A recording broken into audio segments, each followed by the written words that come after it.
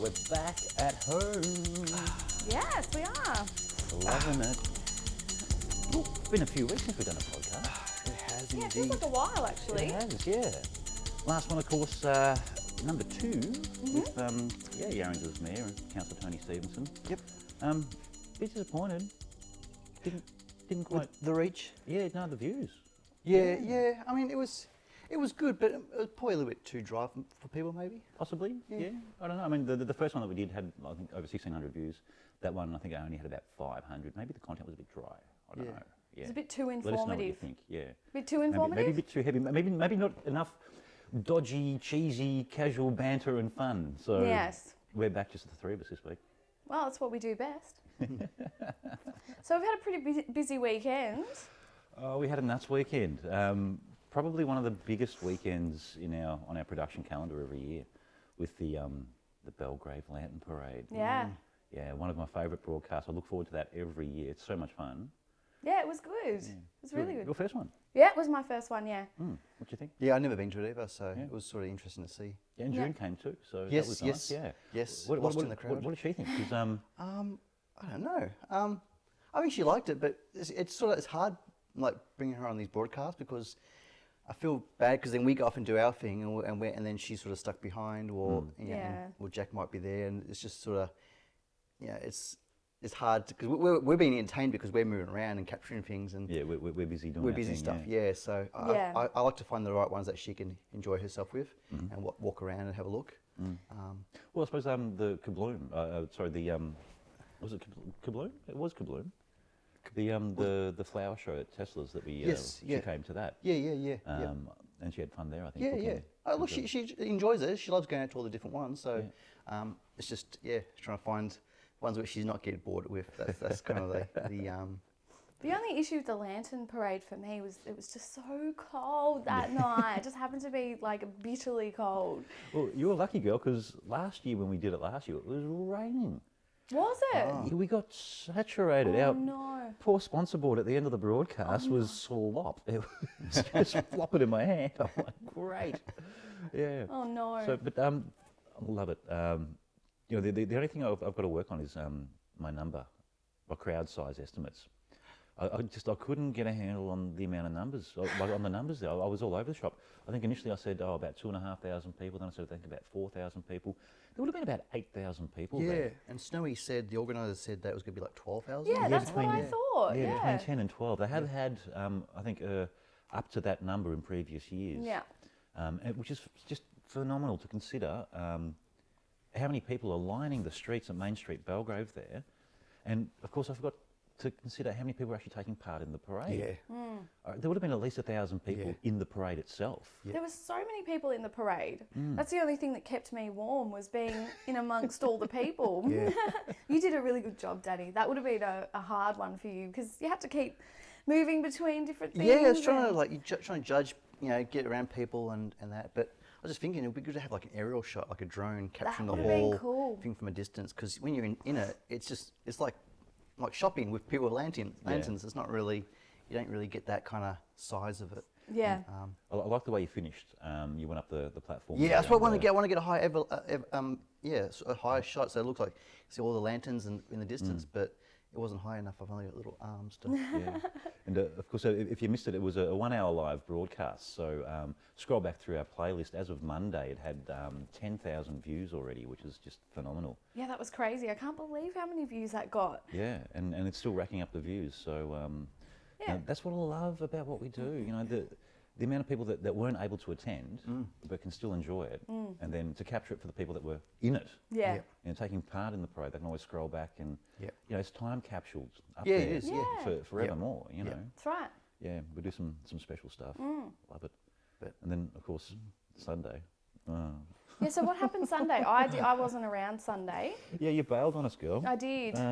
You left me stranded for that last broadcast on Sunday. Anyway, I know. look, Sunday started off really good. I mean, we're on a high from Belgrave Lantern Parade.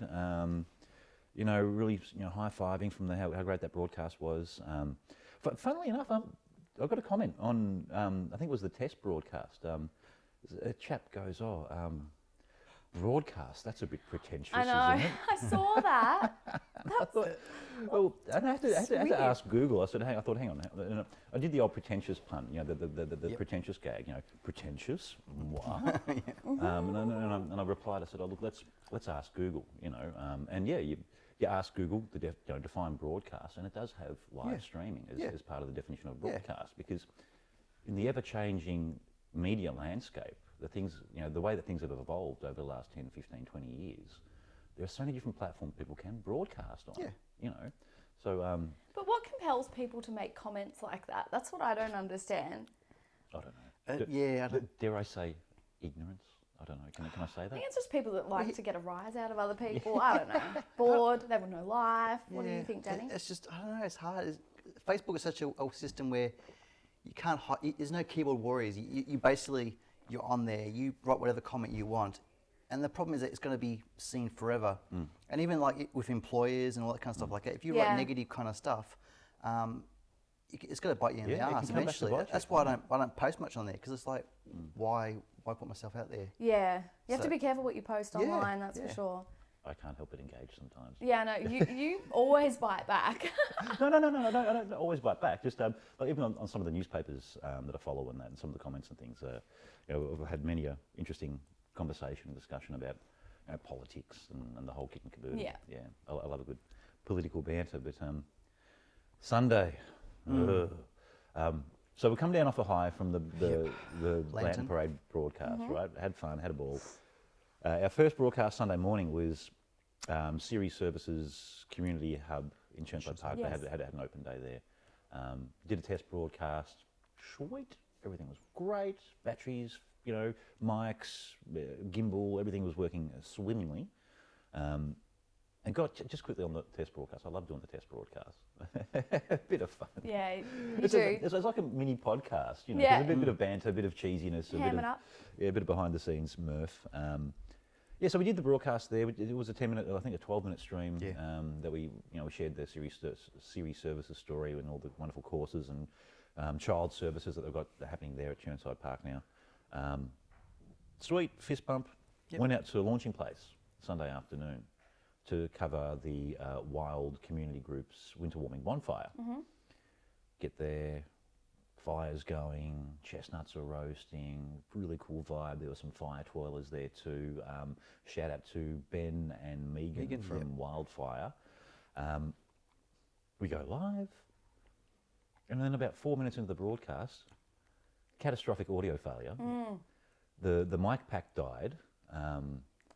And you can see Danny, you're there, you're struggling to unplug the mic pack, so at least we can get audio from the camera. So there's a bit of wobbling, and and look, when you're live, you've got to roll with the punches. It's like with the other one that we had some issues with, and you even said at the 80s party. Oh, 80s party. Yeah. You're like, are we going to keep it up? And you should delete it. And I'm like, well, it's raw, it's honest. Yeah. I don't mind people seeing how we deal with these catastrophic stuff-ups, Yeah. Because you've got to keep rolling with the punches, keep it real. That's what happens when you're live and you're doing a live broadcast. So not only did the mic pack then die, but then the gimbal died as well, the Steadicam. So what happens is that because of the way that the camera is in the actual gimbal, it's hard up against the actual system. And with the the microphone plugged in, and I'm holding it like this, I have to try to loosen it with one hand. Oh no. It's moving around, sliding around, and pull out the actual plug. I've only got two hands, I can't attach it anywhere. Yeah, it's hard. And then I got to try to get rid of the thing, and then it's going to be out of balance. So then it was out of balance the whole rest of the broadcast. I have to hold it like this and hold it like this, trying to do this kind of nice thing. We then get to the the film festival. Now the Lantern and Light International Children's Film Festival. That's a mouthful. I think you missed out the C on that acronym. I think beyond the other day. On the website when I did it. Because it was like LLLLF. LLICFF it was, .org.au was their website. I had to think about it twice toward the end of the broadcast. But so we get there and... And then it wouldn't boot up. It will start and then it would just die. So the batteries are just obviously dead. I've had it on charge for the last 24 hours anyway. Yeah, but give it a good charge. Yeah, it's just to move it, I had to, because And I felt real bad because there was a guy there with like a Sony FS7 and the big really cameras, and sexy I'm gear. there with this holding this little thing like this. He must poor be thinking, Danny. what? It's a gimbal. Why is he holding it like that? Yeah. Oh And, no. but I was gonna, it's just. Oh, that would have been frustrating for you. I mean, look, I can work with that because I've done shoulder stuff before, so it's not too bad. And the beauty about the camera, or those kind of phone cameras is they got a wide angle, so Yeah. you can kind of get that sweeping kind of move and that kind of kinetic energy. But it just looks really silly when you're holding a gimbal and you're holding it like this. I know, but it's lucky we have you though, Danny, Yeah. because you know what to do in those situations. You know how to troubleshoot those issues. Yeah. Yeah, you panic. You go, crap. Okay. Yeah. But you know, at least Danny knows what to do to sort of get around it. Yeah, We're lucky to and- have Danny, don't you think? Yeah, absolutely. You know, that's why, you know, at the end of every broadcast, I'm always like, Yeah. you know, Dan's the man. Yeah. And especially like at the end of the Land Parade broadcast, you know, yeah, couldn't praise you enough. You know, to do what you do for an hour on end. Yeah, it's crazy. And constantly looking for new. And walking backwards. Yeah, walking you did backwards. well walking yeah. backwards. Yeah. I noticed you're getting quicker too with the walking backwards. I can go back quick. I usually try to keep the same tempo as what you guys go, but then occasionally I have to move quicker because I have to give myself enough leeway if I'm looking Yeah. behind me.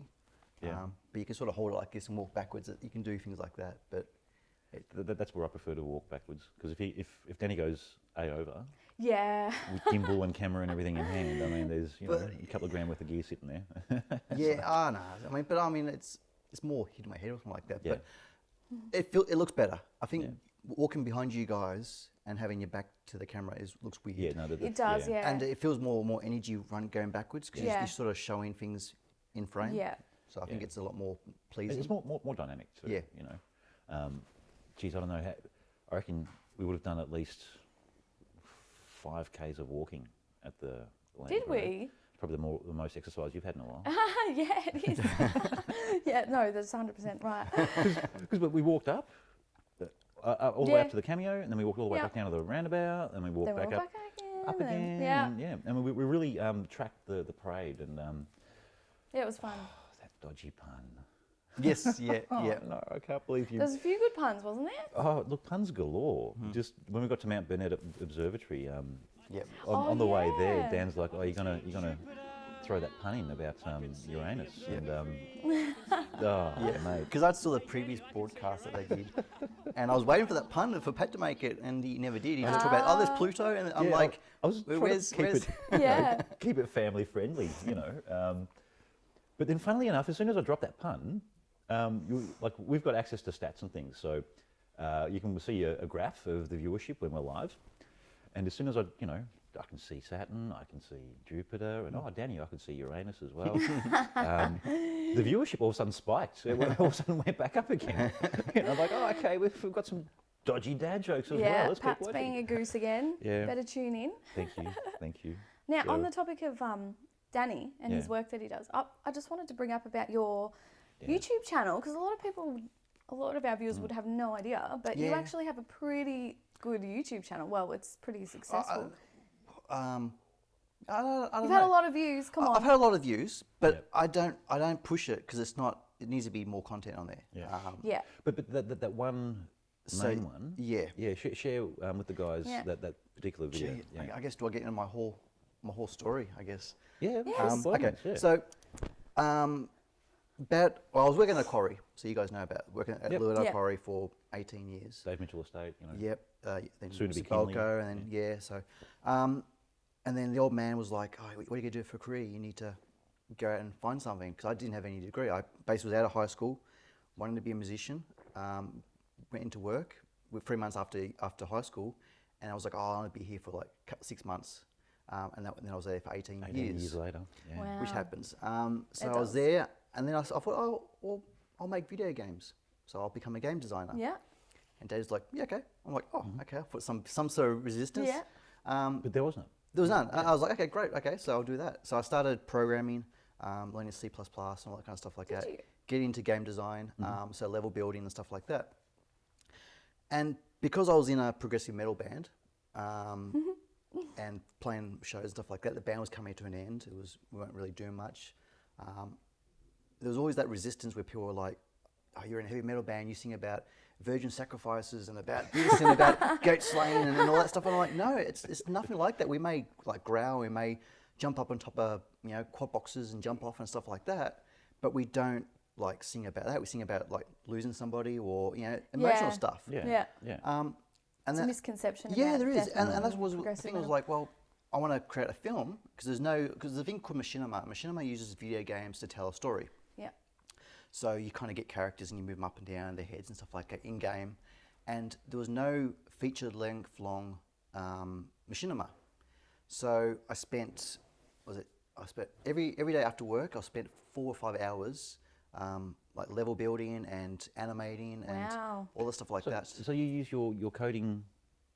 No, so it was all animation. So while I was learning coding and sort of getting into that, and I mean, I was sort of changing between different things all the time. So I started like level design and level building, and the game companies, Valve, they had the software where you can actually move and animate and do I suppose, the cinematics. So I learnt how to do cinematic stuff online. I just basically read a heap of stuff. And then after a year, I created this featured length long, 1 hour long movie, used all animation. It's a zombie musical. A zombie musical. Zombie musical. So Yeah. it uses pretty cool. bands like Killswitch Engage and Atreyu and all these heavy metal bands, Slipknot. Yeah. And it basically uses their songs within this film. And so I spent 5 hours every night and then about 14 hours on the weekend just animating, moving arms, level building. Then I had to get voice actors from America to do their voices and a couple of my friends. Yeah. And yeah, I was inspired by, I suppose, like Game of Thrones and Buffy the Vampire Slayer, where the characters would just kind of go along their way and then you just kill them off, that kind of thing. Gratuitous violence, yeah. And and then I released it. I kind of after that went to, work had told me I think I had about 30 weeks annual leave, and work says you need to take holidays. You can't keep on accruing them. Yeah, it's a liability for the business. Yeah, so I was like, what am I going to do for a month? I can't just sit around at home. I'm going to be bored. So I finished my film, released it. It was going okay. So I thought, I'll go to LA. So I went to LA. So I went to West Hollywood, Santa Monica. Went to then Austin, Texas, where Rooster Teeth are based. And the idea was I wanted to eventually work for them. Yeah, and just explain, so Rooster Teeth, they're and another podcast channel. Oh, right. Okay. And Well, there's more to it though. Yeah. There's more to that. I mean, they started Machinima with their Halo series with Red versus Blue. Oh, classic. So- Yes, I was right into Red versus Blue. Well, that's back in the Rooster day. Teeth. Yeah. Yeah. So, and that's basically how, and they did podcasts, and that's where we got a lot That of was funny as. this, Yeah. our idea for the podcast. Didn't know that. Yeah. So I was originally wanted to go to Austin, Texas, work over there, met a bunch of people over there, filmed all over there. And they got to the stage where they just got too big, and I was like, well, to get in there is going to be impossible. They're now at the point where they can just hire freelance Yeah. cinematographers from LA and stuff like that. So it's funny how life sort of changes the way it goes. So I went to LA, Austin, Texas, Japan, and I went to Osaka, and I actually hated it. Really? Yeah, because I couldn't speak any Japanese, Yeah. which I can do a little bit now. But at the time, I couldn't speak any Japanese. I was in Osaka. There was no one speaking any English. Yeah, right. It's different than Wow. Tokyo. Yeah. And came back to Australia. And then a few months later, a friend that was one of the voice actors said, I got you into a film festival in Las Vegas. Oh, wow. So I went to Las Vegas, got shown over there. I did a you? Q&A. Did you? I yeah. didn't know this. Yeah. Yeah, this has got a fascinating story, I'm telling you. Why have I never heard this? Okay, yeah. And then that was the thing. I was like, okay, well, maybe I'll move to Austin to get work with Rooster Teeth. And then waited for work to finish. And they were like, oh, yeah, you got to finish in 6 months' time. You got to finish soon. And then 6 months passed. And then now to get into UT, which is in Austin, Texas, it's like $50,000 a year because you're an out-of-state student. Oh, wow. So I looked at other universities here. I got into Deakin University for a film degree. Because at the time I was like, okay, this is kind of what I want to do. I want to make films. I love the way that I was able to set the frame up and get the right composition and all that kind of stuff like that, and the lighting and all that. So that's kind of how it kind of took me from a game design to then into filmmaking. To film, yeah. And I've always been a part of a film, sort of, I suppose, telling stories and stuff like that. Because even when I was in a progressive metal band, we did a concept album. So we had a 33-minute song. So really? Yeah, so we were telling story within that. So cool. it was always about telling stories and having emotion and stuff like that. So to date, Darkest Days has had, I think, 7 million views. Yeah, I How's think that? over 7 million views on YouTube. How's that? It gets 180,000 views a month, Wow. but I don't make any money. You haven't monetized it? I can't because I've used copyright music, Slipknot, Killswitch Engage, all these bands, so I can't make a cent from it. So all the monetization goes back to the bands because I didn't ask for permission. It was just like put it on there. That's phenomenal. You know, I had to clock up. And how long has that movie been online for now? 2013. It's June 6, 2013. And it's still getting that many views. And people have rewatched it and stuff like that. Wow. The comments are always, it's kind of, I used to reply back to every single person that commented on there, but it got to the point where it was just, you're spending so much time writing back. Yeah. Tell me about it. Yeah. Social media management, right? And everybody would be like, because I mean, the thing is that it's a huge story. I actually need to do a director's commentary, which I'm going to do in the next few months. Just to explain a lot of different things, because a lot of people will be like, oh, this character is Alice, and I'm like, no, not in this world. This is a film. It's like when you see Tom Cruise, you don't think of him as Tom Cruise when you see him in whatever movie. Yeah, it's in Mission Impossible. He's not Tom Cruise. He's that Ethan guy, that guy. So people still don't understand that, no, these aren't the Left 4 Dead game characters. These are different characters. And there's a whole huge backstory behind it, that no one really knows about, and I got to sort of explain that. It's a bit of a cult, sort of, got a cult following, So you use the Left 4 Dead gaming platform? I use the Valve, so their gaming engine, which is I think it's the Hammer engine, that's used in all their games, from Half-Life to Left 4 Dead, if anybody knows that kind of stuff. I do. Portal. So any asset they have, any levels, well, you can. I mean, I learnt building my own levels. It's really fascinating because I remember, and that's the kind of thing about learning, the learning curve. I think over the weekend, I could basically only build one room. And I put things in there, and it was really good because that's how I kind of, even with now filmmaking, like set design and stuff like that. I love putting different things around. It took me a whole week just to build one room, and I kept on trying, and I was like, how am I going to do this? I can't build this. Because it's basically like a CAD system where you put a wall there and you do this kind of stuff. And then the following week, I was able to build a whole city complex. Wow. Yeah, wow. So it's just like the learning curve was just kind of, was like really hard and Nuts. Have you heard of Dreams, a game? It's a game design game. Oh, you no, I can haven't. pretty much make anything. Oh, I think I know that one. It's like the Microsoft one that they have as well. I don't know, this is brand new, but it's pretty amazing. Okay. I reckon you'd really love that because it makes it really easy to build. You can build anything. You can make movies, you can just make objects, you can make levels, full games. Dreams. It's really cool. I've started sort of playing that a bit. Yeah. Minecraft. Yeah, I mean, Minecraft, Minecraft was another thing I was looking at doing as well. I did a lot in Minecraft. Yeah. Oh my gosh, wasted like 12 months of my life. Well, that was the thing too. Yeah. And that's what it was like too. I was playing Minecraft at the time. I was also like Building your... creating this film. I can't realise I'm spending more time on this. I could have spent it on animation and actually building the levels. So that's why I stopped. Because I used to be a mad gamer, playing all the time. Me too, And now I just don't have the passion. I might sit there and I was just like, I'm wasting time when I could be filming or doing creative stuff and actually playing like games. achieving things. Yeah. I remember, Alexander, you got right into Minecraft, and then we spent God knows how many hours building this medieval city on top of an island. You showed me that. That was really cool. I was impressed. Yeah, it's nuts, and it's still not finished, and I haven't touched Minecraft for years. Yeah, I think since I started this project. Yeah. So like 2.5 years later, we haven't touched it, and I haven't gamed for so long. I used to be I love my city building games. Yeah. And the resource management, all that kind of thing. It's funny that we're all like old school gamers. Yeah. Yeah. Well, gaming is another form of entertainment. Another means of unplugging. I mean, there's this sort of certain, depending on what game or what genre of gaming you're into. I mean, some people they might think that gaming's a waste of time, waste of energy, waste of effort. The violence in the games. It's breeding the next generation of mass murderers and all this kind of stuff, and it's just not it. Then that's what was interesting about the Siri Services Community Hub Open Day, how they've got their Level Up program, where kids can get together for, I think, 2.5 hours or 3 hours, whatever it was, that normally game at home and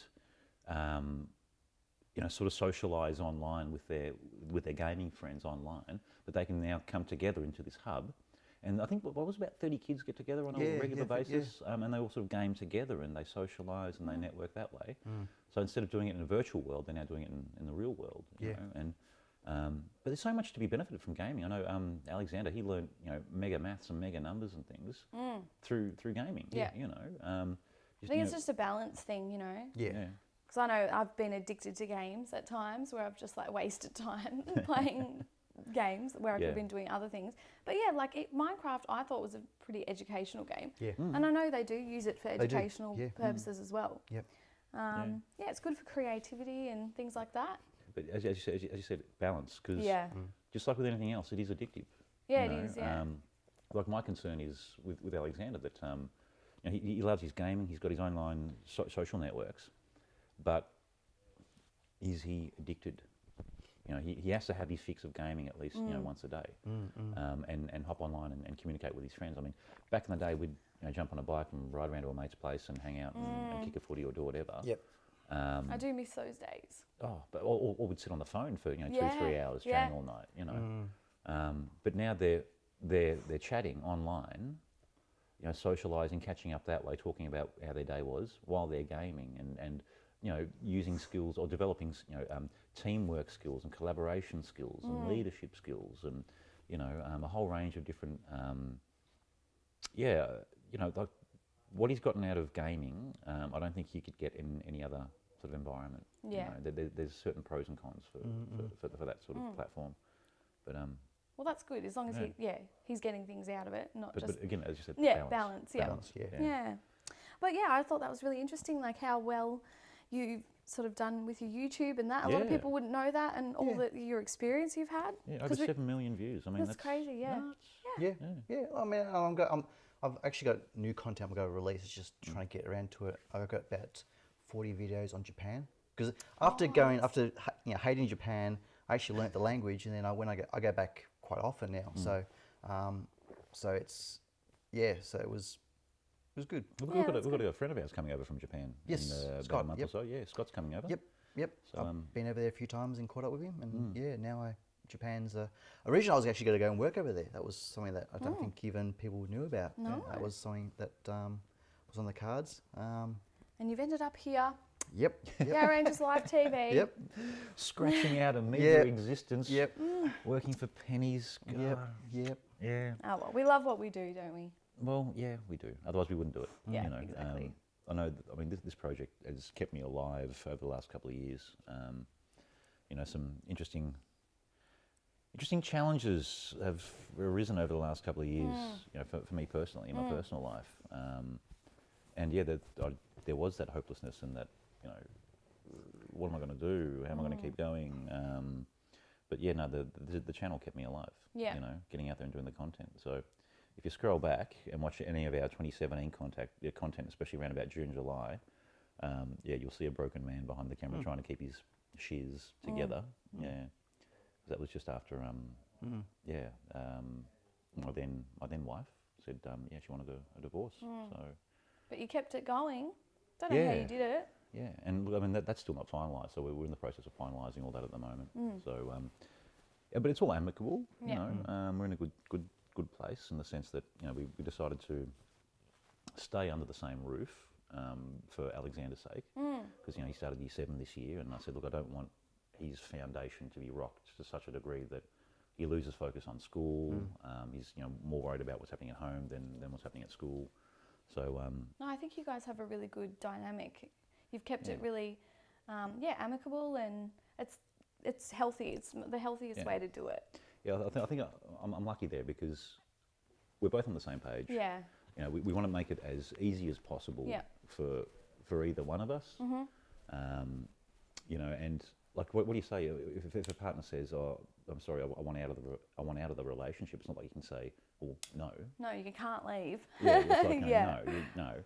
So, you have to just accept it and then work toward, an outcome that's going to benefit everyone. It's going to be as easy as possible to transition from where you are now to living separate lives. And of course, when there's a child involved, I mean... Yeah. Well, I don't very often see people that have that kind of dynamic that you have, but I was lucky enough to have that growing up. When my parents separated, they stayed really good friends. We spent every Christmas together. Nice, They never argued in front of us. Like the way they did the whole divorce was pretty amazing, and you don't see that very often. I reckon that's maybe why I've turned out so well. I mean, You're an angel. You're an angel. No, I'm joking. But yeah, no, it is. It's a really positive thing. It's what you're doing, to make sure that Alexander's okay, and And not just Alexander too, but also that she's okay, that I'm okay, and we're all moving forward with the same end goal and end game in mind. People talk about you can, when they talk about, because it's all about financials, right? They go, but you've got access to a super, and you've got access to shares and all this kind of stuff. It's like, I don't want to complicate it, Yeah. Let's just deal with the house, and that's the major asset. I don't want to touch other stuff. She doesn't want to touch other stuff. Just keep it simple, because that's where it can get really complex and complicated, and that's where argy-bargy begins. And especially when there's kids involved, you're still family. You're still going to be friends, of course, and involved in each other's lives, for years and years and years to come. So why clash heads? Why butt heads? I think we're sort of conditioned as a society to be like, well, if you've broken up with someone, that's it. You're not like, you hate each other. You've got to take what you can get from the other person. But I don't know. I don't like that way. I don't like that. I'm friends with all of my ex-boyfriends. There's not a single ex-boyfriend that I have bad blood with. Yeah. Because I just don't think there's any need. So yeah. Yeah. No, I totally agree. It's because things don't work out, it doesn't mean that you can't remain friends. Yeah. Just you have to respect, obviously, everyone's emotions and feelings, and be sensitive to those things. And you can learn a lot from having, amicable discussions when, you may disagree on a topic, but doesn't mean you have to argue. You don't have to hate each other. I was having a discussion with a friend over the weekend about how, it's sort of hard to find people that you can have conversations with where you completely disagree on a topic, but you can share your points of view without it ending up in an argument or someone saying, I don't want to talk about this anymore, that's what I love about you. And that's how we started first really becoming friends, was because we had all these interesting discussions and we didn't necessarily agree on things, but we got to learn how the other person thought without arguing. Yeah. And so it's about respecting the other person's view, and you don't have to agree with it, but at least try to understand where they're coming from. Yeah, that's right. That's how we have conversations. Yes, that's how conversations, we communicate. yes. Everyone gets too offended nowadays. Just because somebody doesn't agree with what you're saying doesn't mean that they don't like you. That's right. It's just a difference of opinion, and don't take it personally. And you can learn so much when you can have those discussions. Absolutely. Now, I'm amazed. Time is flying today. Yeah, is it? Yeah. Yeah. I just checked. I think it was already 30 minutes. Yeah. Already? Oh my goodness. No. Okay. So we'll just touch on a couple more things, and then we'll wrap it up. What else? So AMR. Let's have a quick chat about our new media partner affiliation with Australian Musicians Radio. Yes, we love them. Yeah, Gareth McDowell. They're an independent online radio station. You'll find them at australianmusiciansradio.com. They also do online live streaming at amraustralia.caster.fm, I think it was. Go on, tell the guys what we're doing. Well, we've come on as co-presenters, co-hosts with AMR. Yep. They're amazing. I feel like they're the radio version of us, almost, What's the show? You didn't mention the show. Oh, The Mint Factory. The Mint Factory. Yes, we love that. So we've got Lauren, our wonderful friend Loz, on board with us as well. And I believe you're going to come in as well, Danny. He's thinking about it. I'm thinking about it. I mean, I would like to be a radio presenter, but I'm too cynical, too mean. Oh, yeah. But being a musician and like even when we go to the different broadcasts, people go, how was that? I'm like, yeah, it's okay. Yeah, you're one of those, because I know exactly what you're like. You're one of those musicians who likes real music in a specific way. But also it's just that just me as in general. Like, I don't get excited about stuff. Like, I'll have a very short, that's true. excitement. Like, I might get a new camera. I'll be like, this is awesome. But I'll be like that for like maybe half a day, and then I'll be like, okay, now I'll work on it. So, so I mean, and Pat sort of ran me through the idea of the production and stuff like that. And you hear other people's music, and for me, I'd just be like, that's shit. Like, and I'd be like, I can see that. I can see that. Just because you'd be the Red Simons. Yes, but I feel that people don't want to hear that. Grumpy. I don't know. I reckon it could make it interesting though. I reckon so. I mean, because on the Mint Factory, it's a weekly podcast on AustralianMusiciansRadio.com. And we review 12 of the newest unreleased and also pre-released and also newly released songs in the Australian music industry. And we read out the artist's bio, we share their information with the listeners, and we kind of do reviews as well on the songs. We review discuss them. And of course, we like to be positive and talk the positives. But I don't know, Danny, I mean, maybe to have that contrast between, the positivity. Yeah, I reckon that could be really interesting. I mean, a little bit dry. Yeah, I mean, I could definitely make valid points, but I mean, I'm not an expert in music like I used to be. I used to know all. Do you think I'm an expert in music? Yeah. No, but I mean, I know what I like. Yeah. Like if I like something, I'll like it. And if I don't, well, I don't, and I'll say it. But it just so happens that everything I've listened to on AMR, it's been really cool. It's been phenomenal. Like the talent has just been great. A variety of genres from soul to hip hop to electronic pop. Marcel. Yes. Yep. Ujimoto, Sarah Ida, fantastic local artist. I'm going to try and get her on the Mint Factory. In fact, I've just got a message from her. And I've got to give Marcel a call too. Marcel was on Neighbours. I don't know if you know Marcel. She's got a latest song out, Talk Like a Waterfall. It's like I'm on AMR.com. Talk like a waterfall. Yeah, I know. I'm going to ask her. I've got to give her a call this afternoon. I'm going to ask Marcel. So what's all that about? Talk Like a Waterfall. What's it say?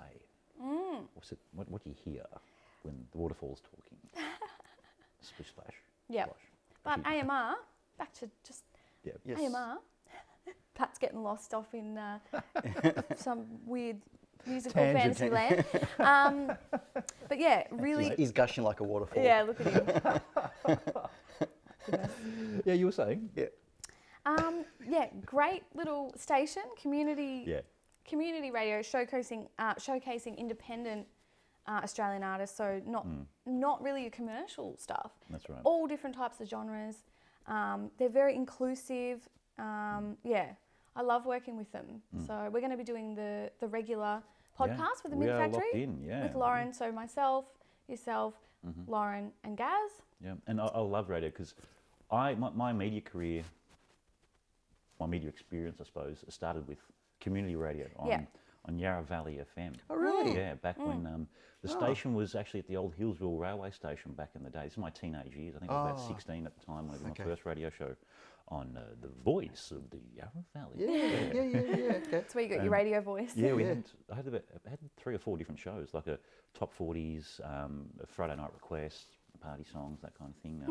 Good fun. And I haven't done radio for ages, so to get back behind the mic, it's a completely different ball game. I love radio because it's all, obviously all voice. I love it too, and I have a similar thing. Like mine wasn't actually on a radio station, but growing up, no joke, for years, I used to put a cassette tape in my thing and record it, and I would make my own radio show. No joke, and I'd interview my friends and my parents. Did you interview your teddy bear and stuff like that? I think so. I know for a fact I commentated the entire 2001 Olympics, I think. Oh, wow. Yeah. Something like that, or 2002, or whichever one it was. Sydney, commentated the whole thing. It's all on tape. Yeah, so I've got a little bit of experience in radio. Awesome. Yeah. Of course, the amateur homegrown radio. Yes. Can't get more homegrown than that. I know. Speaking of homegrown, we're at home here on Yarra Angels Live TV, our podcast, episode 3. We should bring it to a close, of course.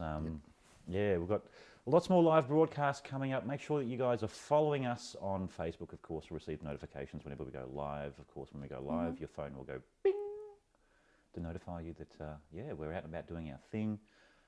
What else we've got coming up? Of course, the weekly news program. the midweek wrap. Yep. So this week was episode number 102. Massive, of course, and you've pumped out probably about almost 30 of them now. Yeah, I've done a few now. Yeah, you came on board December last year. Yeah. So and I haven't missed much of the news. June. So. I can't believe it's June. I know. End this of year, June. My gosh, this year has gone so quickly already. has. It's unbelievable. And, Keen to get out of the winter though and move on to. Yeah, looking forward to the warmer months. Wow, I mean, spring. winter. Hopefully, are we going to go to is it Lake Mountain? Yes. Yes. Last year we did a broadcast from Lake Mountain, and we're negotiating a broadcast as we speak. Because June's so- keen to go there, and Ooh. you'd be the Lantern Parade was cold. This is going to be freezing. Yeah, it's going to be good It fun. snows there, doesn't it? Yes. Well, I've only ever seen snow once. Oh. So yeah, I'm keen. Okay. Count me in. Why was that? Was that a stupid question? Okay, but I've only been to the snow once. I don't know. Lake Mountain is one of Victoria's snow play destinations for cross-country skiing. Right, I thought so. It snows there, my dear. Does it? Yeah, Okay, it does. Cool. So, are we going to go there? Yeah, well, Hopefully. we're teeing something up. Yeah, Yeah. yeah. So we went there last year. We did a promo up there to share the snow play fun. Let's do it. So yeah, Go. I'm going to have a chat to my contacts again. We're chatting. Yes, at the moment, yeah. So yeah, we'll see what we Awesome. can do. But hey, let's bring it to a close, shall we? Yep. Yeah. Okay.